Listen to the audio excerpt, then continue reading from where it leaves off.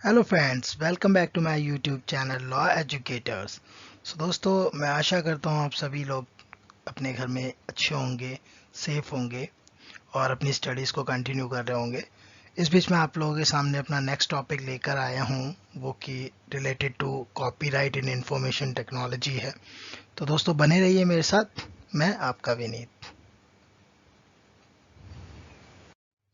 So friends, let's start with the copyright in information technology. We will learn copyright in internet, software piracy, in multimedia and copyright issues. चलिए दोस्तों, copyright law के बारे में जानते हैं और जानते हैं कि कॉपीराइट का मतलब क्या होता है। तो कॉपीराइट के इस वीडियो में दिए गए डेफिनेशन को हम एक एग्जांपल से समझते हैं। तो example related to my video, जैसे कि ये मेरी वीडियो है। अब इस वीडियो का जो ख्याल है, इसे बनाने का जो ख्याल है, वो मेरे दिमाग में आया। मीन्स कि ये मेरे दिमाग में इस वीडियो को बनाने का जो उत्पाद है, जो प्रोडक्शन है, वो मेरे दिमाग में आई। अब ये मेरी इंटेलेक्चुअल प्रॉपर्टी हो गई, क्योंकि ये मेरे दिमाग के द्वारा उत्पन्न हुई है और मेरे दिमाग की मतलब मेरी बौद्धिक क्षमता के द्वारा उत्पन्न हुई है या प्रोड्यूस हुई है। तो ये मेरी इंटेलेक्चुअल प्रॉपर्टी हो गई। अब इस पे अब मैंने ये वीडियो बना दी दोस्तों। वीडियो बनाने के बाद अब मैंने इसे पब्लिश किया और पब्लिश करने के बाद इस पे बहुत ज़्यादा लाइक्स और व्यूज़ आने लगे, जिसकी वजह से इस पे मिलने वाले सभी बेनिफिट मुझे ग्रांट कर दिए गए। एक तरह का मुझे राइट ग्रांट कर दिया गया कि यह जो वीडियो मैंने पब्लिश की है, जो मेरे द्वारा मेरी इंटेलेक्चुअल प्रॉपर्टी है, तो इस पे जो भी बेनिफिट मिलेंगे उस पे मेरा राइट है। एक तरह का राइट ग्रांट कर दिया है। तो वह राइट क्या कहलाएगा? Intellectual property right. तो दोस्तों, यहाँ पर यही बताया गया है कि जो भी ऑथर के ओरिजिनल वर्क्स हैं और उस पे जो उसको इंटेलेक्चुअल प्रॉपर्टी राइट्स मिले हुए हैं, उन राइट्स को लीगल प्रोटेक्शन देने की फॉर्म को, लीगल प्रोटेक्शन देने की प्रक्रिया को कॉपीराइट कहते हैं। तो दोस्तों, जैसे कि मेरी वीडियो थी, मेरे इंटेलेक्चुअल प्रॉपर्टी थी, उस पर मेरे राइट्स थे, उसके बेनिफिट और जो भी बेनिफिट मिलने थे उस पर मेरा राइट था, तो मेरा इंटेलेक्चुअल प्रॉपर्टी राइट हो गया। अब मुझे उस इंटेलेक्चुअल प्रॉपर्टी राइट पे एक लीगल प्रोटेक्शन मिल गया, जिसे हम कहेंगे कॉपीराइट। तो चलिए दोस्तों, इसकी लीगल टर्म के बारे में जानते हैं। तो लीगल टर्म इसकी यह डिस्क्राइब करती है कि ऑनरशिप का जो कंट्रोल है, उसके राइट हैं उस पर्टिकुलर वर्क को यूज करने के लिए या फिर उसका उसको डिस्ट्रीब्यूट करने के लिए, उसके क्रिएटिव एक्सप्रेशन देने के लिए। तो वह सब चीज़ों का ऑनरशिप कंट्रोल को जो लीगल टर्म डिस्क्राइब की करती है, उसे हम कॉपीराइट कहते हैं। तो copyright is a legal term describing ownership of control of the rights to the use and distribution of certain works of creative expressions. अब मेरे जितनी भी इंटेलेक्चुअल प्रॉपर्टी राइट्स थे, उस पर लीगल प्रोटेक्शन मिल गया, उस पर मुझे ऑनरशिप मिल गई। तो वो मेरे द्वारा उत्पाद किया गया था, तो उस पर ऑनरशिप भी मेरी है, ऑथरशिप भी मेरी आ गई। अब मुझे उस पर कंट्रोल मिल गया कि मुझे उसे कैसे यूज़ करना है और कैसे डिस्ट्रीब्यूट करना है क्रिएटिव एक्सप्रेशंस के लिए। फॉर एन एग्जांपल, मेरे दिमाग में एक गाना आया, अब उस गाने को लिखना है। अब मैंने लिख दिया, लिख के कोई गाएगा, तो वो सारे क्रिएटिव एक्सप्रेशंस हो गए। तो इस तरह की ऑनरशिप कंट्रोल जो प्रोवाइड करती है मेरे राइट्स पे, और उन सभी की लीगल टर्म को कॉपीराइट कहते हैं। मेरी ऑनरशिप की जो डिस्क्राइब कर रही है, जो मेरी ऑनरशिप है, जो मेरा कंट्रोल है उस पर्टिकुलर वर्क को यूज करने के लिए या उस पर क्रिएटिव एक्सप्रेशन के लिए डिस्ट्रीब्यूट करने के लिए, उन सभी टर्म्स को, उन सभी लीगल टर्म्स को कॉपीराइट कहते हैं। तो चलिए जानते हैं दोस्तों कि कॉपीराइट में क्या क्या प्रोटेक्ट किया गया है। तो लिटरेरी वर्क्स, जो कि रिलेटेड टू कंप्यूटर है, इंटरनेट है, सॉफ्टवेयर है, डॉक्यूमेंटेशन है, किसी तरह की ट्रेनिंग मैनुअल्स हैं, कैटलॉग्स हैं और ब्रोशर वगैरह, जो कि बिजनेस डायरेक्टरीज भी हो सकती हैं। तो ये सभी चीज़ें लिटरेरी वर्क्स में आते हैं। फिर म्यूज़िकल वर्क्स हो गए, जो कि सॉन्ग है, एडवर्टाइजमेंट जिंगल्स हैं, जो कि आपने देखा होगा एडवर्टाइजमेंट के बीच में एक जिंगल्स टाइप की म्यूज़िक आती हैं, वह हैं, या फिर किसी तरह का इंस्ट्रूमेंटल म्यूज़िक है, तो वह सब म्यूज़िकल वर्क्स में आ गए। ड्रामेटिक वर्क्स में प्ले आ गया, ओपेराज आ गए और स्किट्स आ गए। पिक्टोरियल, ग्राफिक और स्कल्पचरल में कामों में आते हैं फोटोग्राफी आपकी, या पोस्टर्स, या फिर मेरे मैप मेरे माइंड में आ गया तो मैंने मैप डिज़ाइन करा तो उस मैप पे मेरा कॉपीराइट हो गया, या किसी तरह की पेंटिंग है जो मेरे दिमाग में और मैंने बनाई तो उस पेंटिंग पे मेरा कॉपीराइट हो गया। ड्राइंग है, ग्राफिक आर्ट्स है, तो ये सभी मेरे पिक्टोरियल, ग्राफिकल और स्कल्पचरल वर्क्स हैं। Motion pictures and other audio visual works, जैसे कि मूवीज़ हो गई, डॉक्यूमेंट्रीज हो गई, ट्रैवलॉग्स हो गए, मैंने कोई ट्रैवलॉग बनाया, मैं कहीं ट्रैवल करने गया, मैंने वहाँ की एक वीडियो बनाई, उस पर कॉपीराइट मेरा है क्योंकि वो मेरे द्वारा उत्पाद हुई। मेरे दिमाग में बात आई कि मेरे को ट्रैवल लॉग बनाना है और उसमें मैंने क्रिएटिव एक्सप्रेशंस दिए, तो मेरे उस पर इंटेलेक्चुअल प्रॉपर्टी राइट्स है, तो उसको कौन प्रोटेक्ट कर रहा है? लीगल प्रोटेक्शन के लिए कॉपीराइट दिया गया है मुझे। कोई इंटरेक्टिव मल्टीमीडिया वर्क्स हो गए, साउंड रिकॉर्डिंग हो गई, किसी भी म्यूज़िक को रिकॉर्ड करना, या साउंड्स या वर्ड्स। आर्किटेक्चरल वर्क्स हो गए, जैसे मेरा बिल्डिंग का डिज़ाइन आ गया, मुझे एक घर बनाना है, मेरे दिमाग में एक डिज़ाइन आ गया कि उस बिल्डिंग को मैं कैसे बनवाऊंगा, तो वह मेरा कॉपीराइट है, उस वर्क्स पे ही मेरा कॉपीराइट है। इसी तरह की ड्राइंग, कंस्ट्रक्शन और बिल्डिंग इटसेल्फ, तो ये सभी तरह के वर्क्स हैं जिनको कॉपीराइट में प्रोटेक्ट किया गया है। सो दोस्तों, चलिए जानते हैं कि इंटरनेट में कॉपीराइट कैसे काम करता है और कैसे कॉपीराइट प्रोटेक्शन मिलता है। तो फॉर एग्जांपल से स्टार्ट करते हैं। तो पहले तो जैसे कि मेरी वीडियो का ख्याल आया था मेरे दिमाग में, फिर मैंने वो वीडियो बनाई। अब पब्लिश करने के लिए मुझे यूट्यूब में जाना पड़ेगा और उसके लिए इंटरनेट की ज़रूरत है।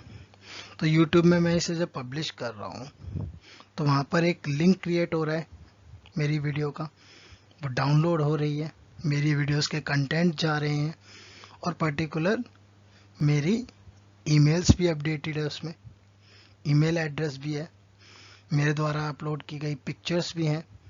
तो यह सभी चीज़ें इंटरनेट द्वारा प्रोटेक्टेड हैं कॉपीराइट में।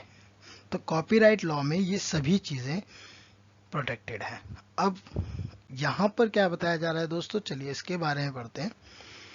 Internet copyright law gives the original author or artist the right to exclude other from copying their work and claiming it as their own।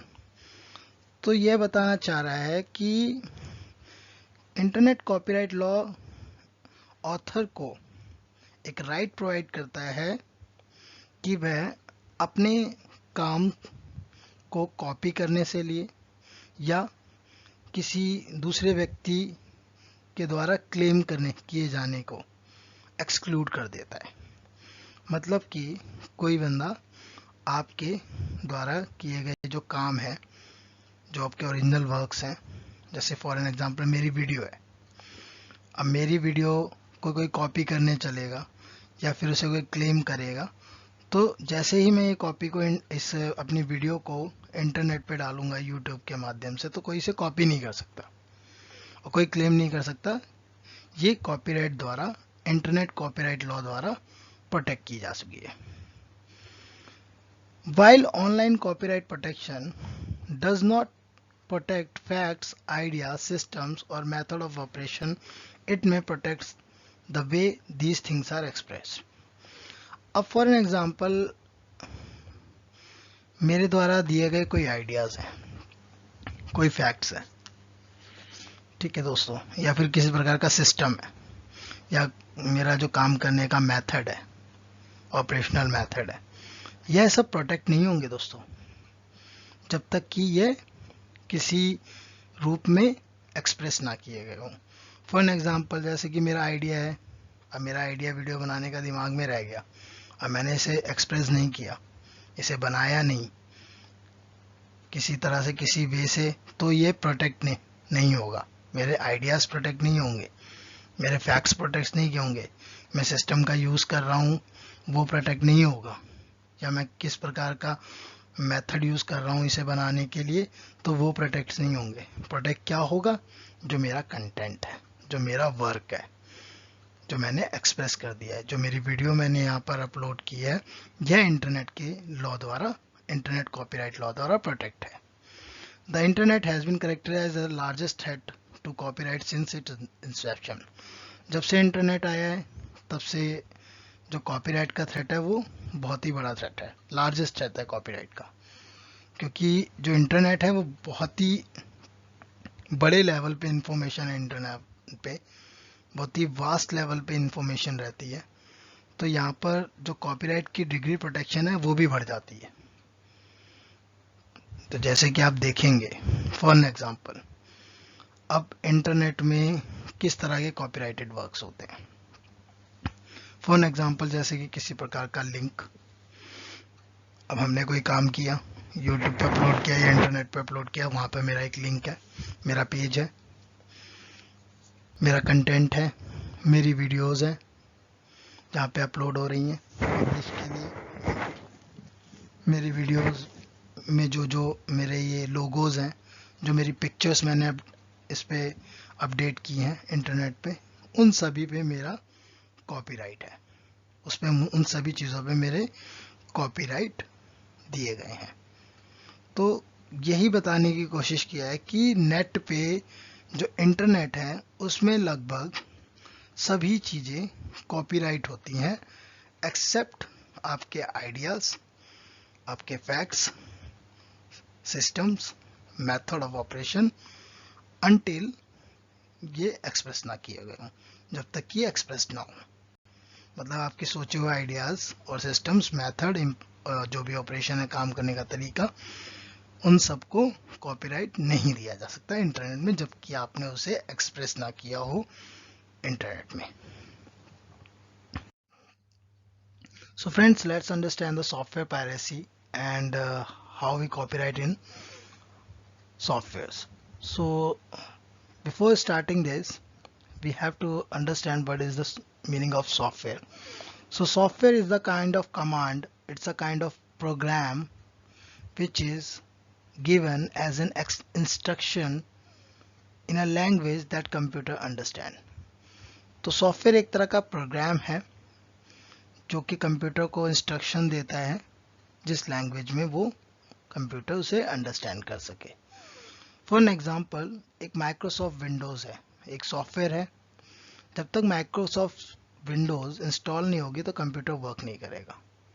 तो ये एक प्रोग्राम है जो कि रन किया जाता है और कंप्यूटर को वर्क करने के, और कंप्यूटर इसकी लैंग्वेज को ईजिली अंडरस्टैंड कर लेता है। तो सॉफ्टवेयर इसी तरह से डिफाइन किया गया है, as a program in which computer works. Software piracy is a copyright infringement of software, typically through copying, selling and buying copyrighted software. तो कॉपीराइट पायरेसी क्या होती है दोस्तों? फॉर एन एग्जांपल, मेरा एक सॉफ्टवेयर है, मैंने जो बनाया उसमें मेरा कॉपीराइट है और वो कॉपीराइटेड सॉफ्टवेयर है।